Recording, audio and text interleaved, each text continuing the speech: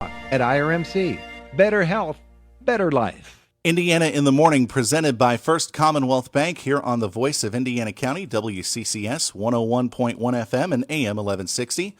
Time now for another interview segment presented by Marcus & Mack, a law firm representing injured people. Our time is now 8:46, and you can also join us on Facebook Live as we are joined in studio today by Indiana County Commissioners Mike Keith and Robin Gorman, and we are joined on the phone by Shireen Hess. Hello, everybody. How are you doing? Good morning, Josh. Hey, good morning. How are you? So everybody sounds like they're doing okay. We've got a lot to cover, I think, over the next couple of minutes. So let's get started with aging services and some updates going on over there. Commissioner Keith, maybe you can take the reins on this one. Yeah, Josh. As we start back into getting to what we want to get back into the normal situation, we wanted to actually just highlight some of the services that our county provides. And we're meeting with our directors and getting updates off of them. Mm-hmm. And again, seeing if there's anything we as commissioners can do to help out with their services. But actually, yeah, aging services is something that we like to speak about today. And Janine Moust, who is the director over there, shared with us about a week ago, I think. Her and Heidi came over to the office and kind of sat down, and they explained pretty much everything that getting back into the new norm of what's going on. And again, the social centers around the county are starting to get back to, welcoming the seniors back into their centers and coming up with a lot of activities. But she did mention about one thing about the seniors is they're starting to see a slight decline in them, and we just actually, that's why we wanted to highlight them today to let them know is they're there, they have lots of activities and they're welcoming those seniors back into their centers. The centers are really an important part of making sure that the elder population in Indiana County remains active, remains healthy, and so it is a very important piece of the process and of county operations. And maybe, Robin, you can talk about this a little bit more, too. Yeah, no, I'm so thankful for the opportunity, Josh. And the same day we met with our housing authority, and so we have vowed to them that we're going to take one entity or authority or commission or council or our director/department and highlight them as much as we can and help our population understand what's available to them. So you're spot on. And what amazes me is every time we get to talk to one of our departments or services like this is truly all they have to offer.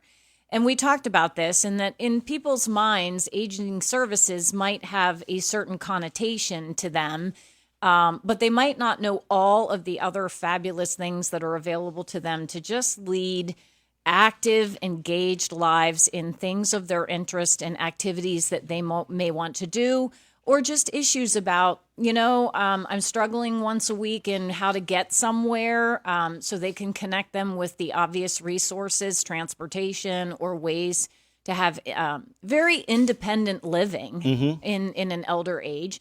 They're also looking for ideas. What more could we be doing that people want rather than what we think, we put out there as activities. So we're starting to highlight our aging services because they do an amazing job, and I think they do a lot more than what people realize across our county. And Shireen, maybe you can comment on the people that work in the Office of Aging Services as well. The people there have been pulling yeoman's duty essentially during the pandemic, but it seems like they've been kind of pulling yeoman's duty for a long time to help out these senior citizens to lead those active lives. Yeah, I think so. I think they're really dedicated to what they do. They're not there. It's clear to us they're not there just for a job. Janine and Heidi and their entire staff, and they have, I think, 5 centers across the county, 4 or 5, and they just, and as the other commissioners have said, they have constant activities. And it's just a real respite for our seniors to connect. We hear a lot about isolation in our rural areas, and this is a nice way for them to connect. There's all sorts of fun things, and they provide a great lunch just about every day. And it's a really nice community organization that we all have, and they do a wonderful job. I did see Commissioner Keith holding up a 5 there, so you got it spot on there, Shireen. But I also saw you pulling out what looked like a calendar of events there for what's going on. Yeah, actually, Josh, they shared with us they have a monthly calendar of different things that they share in their some of like safety concerns around the house, places or things that a senior might need and not know where to actually get those kind of services other than what's provided by the county. But also the calendar here, like Robin and Shireen said, the activities are actually listed here daily. Mm-hmm. And along with that, they, like Shireen said, they got a terrific lunch every day. And that's one thing that seniors, I can remember my mother and grandmother saying, they love to cook for a lot of people, but cooking for 1 or 2 people is very hard. Yeah. And this way, they get a great lunch. It's nutrition, and it's some place to go to actually sit down and not look at the TV or look out the window by yourself, but you could actually share a lunch with somebody else and actually socialize. Yeah. And I want to make sure, Josh, because Janine and Heidi were so thorough with us about their residents at the social center, their clients, the people that they knew prior to COVID. They connected with every single one of them through COVID and made sure that they weren't alone, or if they had any needs, what they could get to them or how they could be helpful, even when the centers were closed. Wow. So that's really important. That's going above and beyond the call right there. Like Shireen said, or Commissioner Hess, they truly, when you talk to them, you can hear it. They are not there for the money. They are there because they love their work and they love the people they serve. All right. And how can people find out more about aging services? Actually, I'm just going down through the 5 centers, but there's centers are in Blairsville, Indiana, up in Mahoning Hills up towards Marchand, Salzburg, and Clymer. And they also have satellite centers in Armagh, Altman, and Homer City. But you can call Aging Services at Indiana 724-465-2697. Ask for Janine, and she'd be glad to, accommodate whatever needs you need or give you information. All right, let's shift gears now into another topic that has become prevalent at just about every commissioner's meeting, and that is, of course, the county's struggle with COVID-19. We were talking actually with Director Stutzman yesterday here on Indiana in the Morning about some of the numbers. And while Indiana County is still in the moderate phase as far as the CDC goes, that could change at the drop of a hat, it seems like. Yes. We'll talk. Let's start with Commissioner Hess on this one a little bit. Commissioner Hess, the commissioners have all been advocating people to get their vaccinations, and it just seems that it's been it's easier and easier to do and easier to get. I know that you, Commissioner Keith, have told me a few places. You've probably heard about them too, Commissioner Hess. Oh, yes. In fact, we just posted that there's literally, and Director Stutzman always refers to this, there's literally dozens of places within a 25-mile radius of Indiana, a short drive for anybody to go to get their vaccine. Including IRMC, and they have a few drive-in clinics scheduled out till October. And we're just speaking with their team about some clinics to be held at the fairs coming up. We're working on the details, but we are hopeful and pretty sure that we're going to be able to have that availability at our Indiana County Fair and hopefully the Cookport and the Ox Hill fairs. So that'll be a nice opportunity, and people should know that it's easy. There'll be the facilities there for them to get vaccinated and have an area to just take a little rest in. And hopefully, we'll see a good turnout for that. We know that people are reluctant, and we understand that. Mm-hmm. We know there's concerns, but we really do hope that people will do it for their health. We're seeing younger people actually die, not to be, a downer about it, but that is what we're seeing now. The people that are dying from COVID have been the ones that are unvaccinated. So we really want people to take care of them. People love them. We want them to be here, and it's a tragedy when someone passes away from something that's preventable. Now, one of the things that we wanted to touch on, especially with this, Commissioner Keith, Also, another stat that I found interesting was the fact that COVID testing has gone up in Indiana County. Yeah, actually, it was reported over the weekend, the past 3 days, that testing increased on the average of 47.33 tests per day.